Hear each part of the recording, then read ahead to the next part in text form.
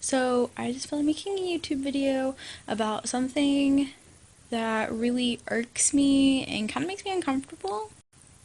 It's about how people want to post their life challenges with depression or self-harm or something like that on the internet. I don't see the reason why you need to put that out there, because you should understand that there are people that could be like a trigger for. You could be upsetting someone, making them feel really uncomfortable about anything really. Not to mention that I don't particularly want to see your cuts. I don't. I used to self-harm. That's a trigger for me. If I see it, I'm probably going to think about doing it, and then I'm going to miss the feelings associated with it, and that could really set back my recovery. And I know there are other people that feel the same way, because I've talked to people and they're just like, I don't understand why people feel the need to post about it.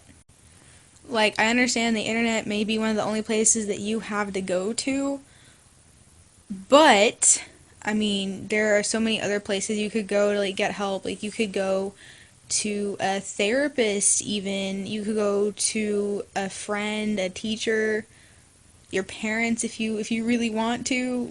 There are so many other things you can do other than post your cuts or anything on the internet. Plus, it's really sad to me that you feel the need to have to do that.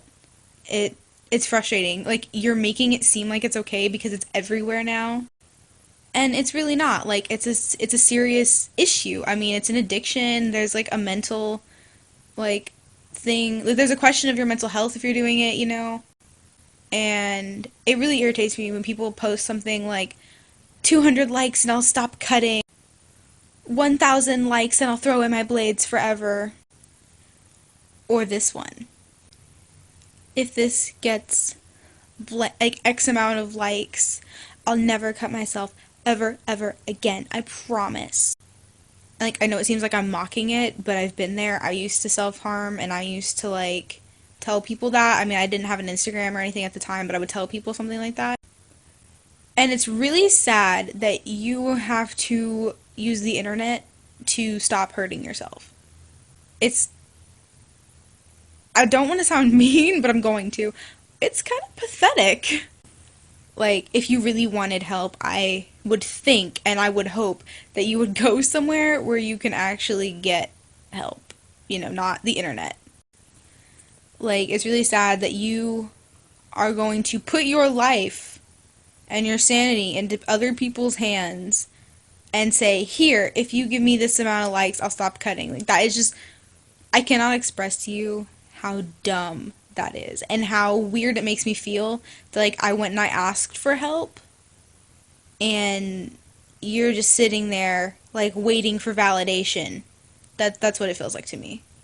And I'm not trying to say it's a bad thing to want help or anything like that, but there are so many other things you can do than just put it all over the internet. I hate how Tumblr, especially Tumblr, is really bad about this, and I know they're working on trying to cut it down or crack down on it. That's what I meant to say. Crack down on it.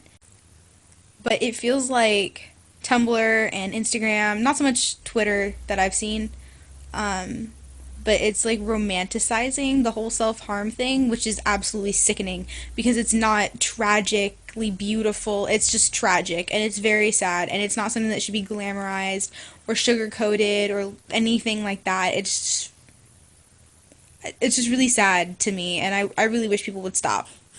Just stop posting your stuff on Instagram like that. It makes me sad, honestly, that people I follow or people I see are hurting themselves. So please, just take that into consideration. And, hope I didn't make you too mad. But this is the internet, and I'm gonna post whatever I want. Which, again, if you want to post your cuts, that's fine. But it's wrong.